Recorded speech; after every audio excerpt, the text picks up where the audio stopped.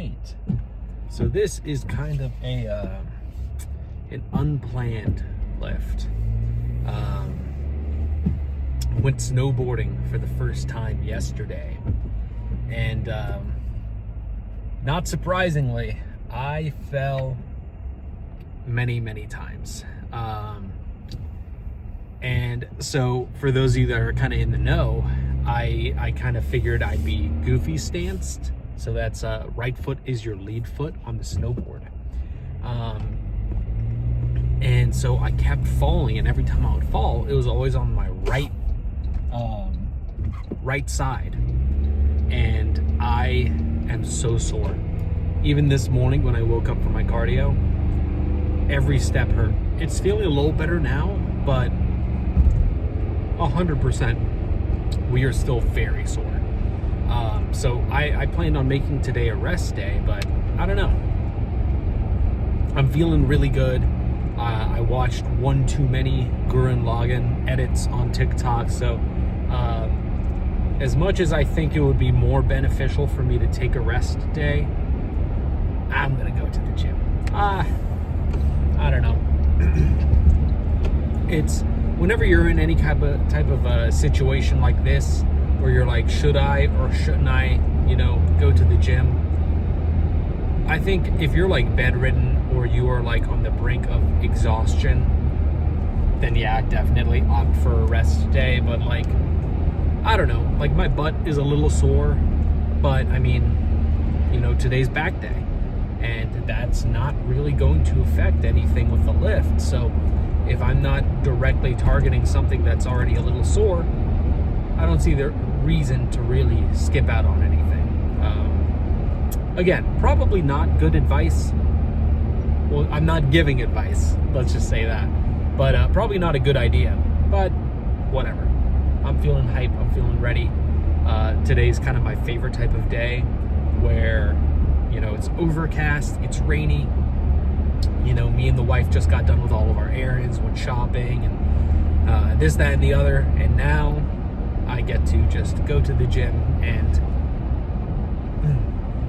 enjoy a badass lift. So going to the Y today, I was gonna go to that really cool gym, but I'm not sure what the hours are. I can't remember off the top of my head, and it's like a very, very small gym, so you can't find the hours online. And I don't want to show up like having already consumed my pre-workout and then go, oh, well, it's closed, time to drive all the way over here, and the Y closes at 7 today and it's about 5:30. So I'd rather just go straight to the Y and have my lift. And this is a back day, so I don't need like 2 hours to get a really good lift in. Honestly, for back only, 45 minutes is probably more than enough time to get a really solid pump. In terms of what I'm gonna do, I'm not super duper sure.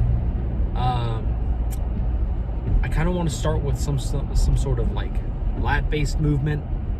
They have this neat little plate loaded, there's like a chest rest here, and you just reach up and pull down. So I might start with those and then move on and do some sort of I could do a Smith row, I could do cable rows, some sort of row variation, and then end with some sort of pullover variation. And that's really all I need. And then if I have time, I'll squeeze in some rear delts too, because you never want to not get your accessories in, right? So back to the topic of snowboarding though. Yeah, I was not very good at it. And I understand that. I think they say it takes like 5 days of like consecutive practice and learning how to snowboard to like actually get to the point where you can do like a decent green run on your own without spilling over. So this was only day one, and I'm not deterred. Really the only deterrent is the fact that it's 2 hours away, give or take. So it's not like if it was an hour away, like I could pretty easily justify going a few times a week.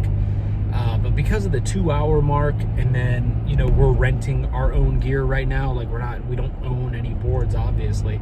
The cost, you know, adjustment and everything, it's easier to justify going like on the weekends that I'm not working. So looking forward to next time.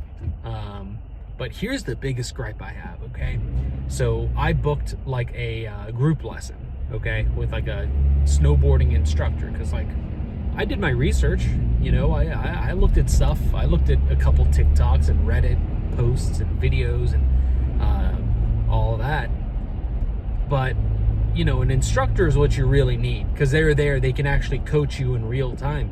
And so we get there and they say, hey, instructor never showed up.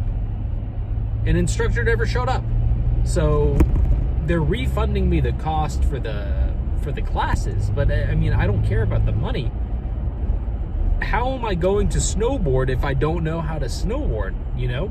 So they told us that, you know, you're pretty much SOL, good luck. So me and my wife go out there, and I mean, like right off the rip, we don't even know how to like strap ourselves into the board. Thankfully this older guy nearby kind of saw us struggling, and he came over and like kind of showed us how to like get into the bindings. But like, I'm not gonna bother. I'm not gonna tell him, hey man, can you teach us how? Like, he's there to do his own thing. I'm not gonna bother some random guy, you know? So we just kind of like kept going down this little like newbie hill, kept crashing and falling over, and then these ski instructors come over with their group of people to teach, and they end up taking over the entire training area. So there's just nowhere for us to practice. And anytime that I would go down, you know, obviously I don't know what I'm doing, so I'm like spilling over, nearly hitting people, and they're just like giving me this look. So it really wasn't a good time, to be honest. Like, it just kind of sucked. Still definitely gonna go again, but it just, the whole process kind of sucked. But whatever. You live and you learn. Hopefully next time we'll have an instructor. We'll see what happens with it, but I don't know. Got way off topic here. We're meant to be talking about lifting stuff. So, because I'm lifting in the Y today, don't expect any recording footage in there. They kind of have like not a strict no recording policy, because I have recorded like in the activity room, but they're pretty like no about recording in the gym. Plus it's like 5:30, so I'm kind of expecting it to be relatively busy. So just a yap session today, and yeah, I'll see you guys back in the car after the lift. All right, I may have overshot, or I may have underestimated how long I needed. I said about 45 minutes. Ended up taking about 55. And that's just because I ended up throwing in some rear delt work towards the end of the lift. But pretty solid. I mean, that was just all around a very good lift. I can't really speak to how the pump looked, given that I'm kind of just avoiding. What are we doing here? Come on. Buddy, I'm not going. You have the right of way. That is a insurance fraud waiting to happen. How's that a stop sign? The guy, you know, is supposed to be going this way, and he was like flashing me to go ahead. Nope, not gonna happen. Anyhow, pump wise, it felt really good, okay? But looks wise, who knows? Who knows? I may have felt my lats, you know, like one hand kind of on the lat while I was finishing out with some cable pullovers, single armed, and they felt pretty meaty. So I can only imagine that it was a immaculate pump. Christmas tree was out. We had plenty of feathering lining the lats, showing off all the insertions. There's no doubt in my mind. I bet you could trace the Terry's major and Terry's minor. But, you know, we're gonna wait a few weeks. We're gonna hold off and not spoil the surprise. But yeah, dude, feeling pretty lean. Definitely, I'm noticing just the differences here, in the sense of you know, when you're so depleted, energy is definitely kind of like a big thing that takes a pretty big toll. And I'm noticing a decline just because you know, we've upped the cardio, and you know, we're already at 2,000 calories every single day, so we're increasing the energy expenditure, and I'm feeling it. I am really feeling it. And dude, I like a while ago I mentioned, like, you know, I carry a lot of my fat like in my stomach. What is the colloquial term for like when you have like a belly that kind of like it hangs over your pants or whatever, your waistband? A pouch? It starts with a P. Anyways, I had pretty major paunch. We'll call it a paunch. You know, it wasn't just loose skin. It was just like a, you know, a bag of fat kind of hanging over everything. And now, dude, I mean, like, just looking at myself unpumped, you know, in the morning, it is just like practically a bag of loose skin. Like, it is like super wrinkly. It is just weird. It is really weird. And I mean, that's kind of the only real big change I've noticed, aside from just like extra cool vascularity on the arms, and even a little bit on the shoulders. But my wife tells me that like it is insane. Like when I'm laying there, she's just like, dude, I can see your ribs, I can see like every muscle. You know, she's almost worried about how much weight I've lost, just because of how kind of drastic of a difference it is. But aside from all that, I definitely notice a lot of you know, thinning out in my face. I guess I didn't really realize how much fat I carried in my cheeks, but now we're starting to get that, like, I think that they called it, I'm definitely not to this point, like we're certainly not this close to it, but we're entering the baby steps of what is it, the death face? I think that's what they called it, like on Dorian Yates, when you saw him, like when he was competing in his prime, he would lose so much fat that like you could see the outline of his skull just on his face, because he had very pronounced cheekbones. And I mean, he was just so good at cutting all of that extra fat out that you know, he said that like just walking around on stage barefoot hurt, because he didn't have any fat left in the pads of his feet. You know, even sitting down hurt. So, you know, we're not gonna go that far. This isn't like I'm not gonna cut down to like a single digit body fat percentage, because there's no reason to. Right now we are kind of in the process of getting to like step 0, you know?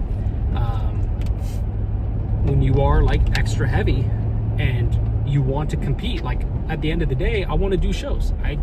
Not for any particular goal of like I want to go pro, or I don't have any dreams that grand.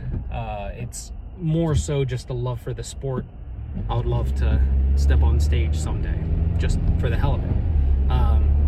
But I just want to cut down to a point where, you know, we're about like 18-20% body fat, like a very good, what I would call starter point, to actually get into the real, you know, bulking and cutting phase. Because while I do call this a cut, I mean, really, this is just a fat loss journey, you know? But calling it a cut sounds a lot cooler. So once this fat loss journey is over with, I'm probably gonna just kind of maintain for a month. So just kind of eat when I'm hungry. Of course, you know, cardio, lift every single day. I might drop the cardio down to 30 minutes every day. I mean, we'll see when we get there. But eat at maintenance, kind of keep an eye on my weight, try to find where I kind of like level out. Because I know like after I'm off the deficit, I'm gonna gain like 10-15 pounds pretty quickly, and I mean, that's not just, you know, all of a sudden you're gaining a bunch of body fat. It's just, you know, you start kind of filling up your glycogen stores, and you're able to stay kind of extra hydrated now. So maintain that for about a month or two. Probably a month. I can't wait 2 months. And then once my body is kind of acclimated to this new normal, that's when we can kind of start a real bulk. And I definitely learned from my premature dirty bulk from like well over a year ago. Definitely going to take this a lot slower. So eat when I'm hungry. You know, after you plateau for a bit, up the calories about, you know, 200, 300 calories, something like that, which I expect to be about 2,800, 2,900-ish. I think my maintenance is probably in the realm of like 2,600. I mean, I won't know until we actually get to that point. And that's just from tracking your macros and tracking your weight, and you kind of figure it out. But when we eat 300 above the deficit or 300 above the maintenance, do that for a while, and when I stop gaining weight, that means up the calories a little bit more, so on and so forth. I don't really want to exceed like, and I don't think I'll ever really need to exceed like 4,000 calories, something like that. I think that seems to be about where my body is comfortable. So I mean, this will be the first real time we're doing a proper bulk, so we'll find out when we get there. And then from there, you know, you never really know, man. I mean, I expect like a true, or I expect the cut, quote unquote, to end probably, hopefully closer to like April. That's kind of what I'm counting on. And if it takes a little longer, I mean, so be it. I'm kind of here for the long run. But that's when I expect it to end. So that means bulk will probably start mid to late summer. So that'll be kind of cool. I'm really looking forward to it.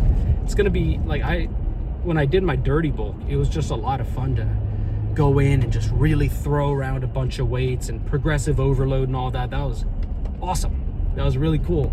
And now, like, don't get me wrong, I have a lot of fun with my lifts. I mean, you know, every single time I go and have a lift, I mean, I'm looking freakier and freakier, you know? So there's still like a benefit to the cut, but there's something about being able to like push heavy ass weight, you know?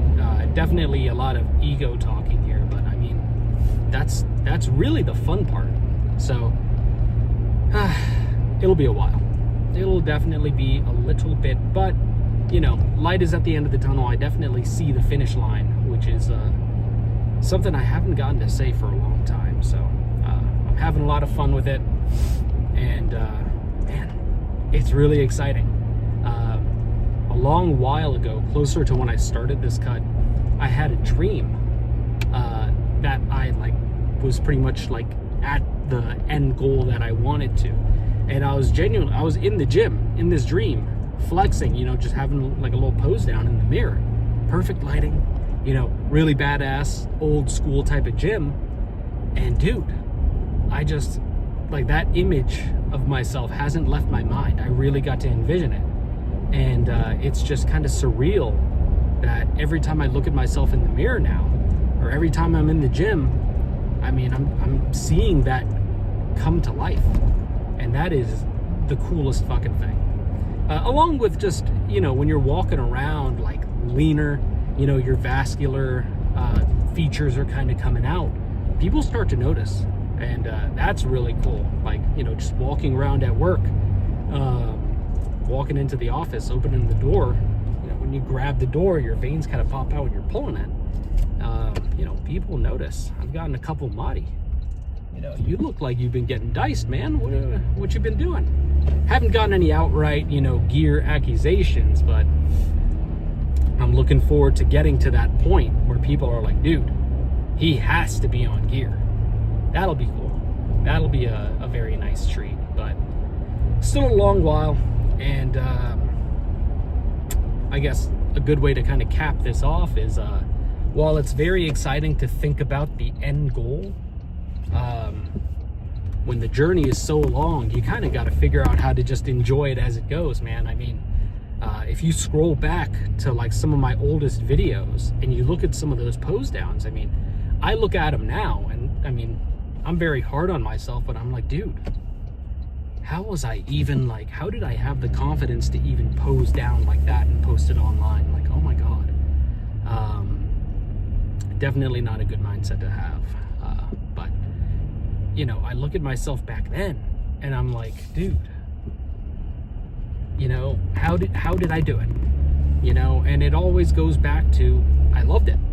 I just loved the entire process. And most importantly, I kind of loved myself. I still do, but a lot of this credit goes to a really good buddy of mine, Ben. And, you know, way back in college, Ben, this dude is a fucking genetic anomaly. This dude is fucking huge. He's huge.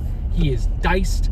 Even like when he's like bulking, the dude is vascular. I mean, it is insane. He is fucking huge. But he's the one that kind of got me into the whole like posing thing. Because back in college, I was just kind of like going to the gym for the fuck of it. I didn't really care about the sport. I didn't care about it. I just kind of went because it was a cool thing to do, I guess. And he would make it a point that every single time we finished a lift, we got to go pose down. And, you know, he would point out like different things to look out for. And he was, you know, always complimenting like, dude, your genetics in this department or that, you know, look really good. Like I'm seeing some growth. I see some potential, whatever. So he kind of taught me through posing how to kind of love where I'm at and not where I'm going to be. So I think that's kind of an important aspect that not a lot of people get. It's good to dream about the future, but dude, you know, what you got right now is still super special. So, you know, we all figure it out one way or another.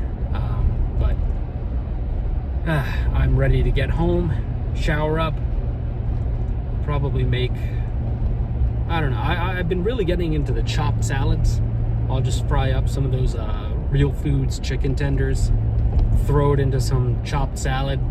I have this like low calorie teriyaki sauce dressing stuff, make like an Asian style salad. It's been pretty good, so probably gonna put together another one of those, and the rest of the night I get to chill. So nothing left to say, but there is one thing left to say. I don't know if I want to do legs tomorrow. Normally I got arms, kind of, that's the schedule, is chest and side delts, back rear delts, arms, legs. But I'm working on Monday, and I really want to do legs at that badass new gym that I've been going to, because they've just got some really cool equipment.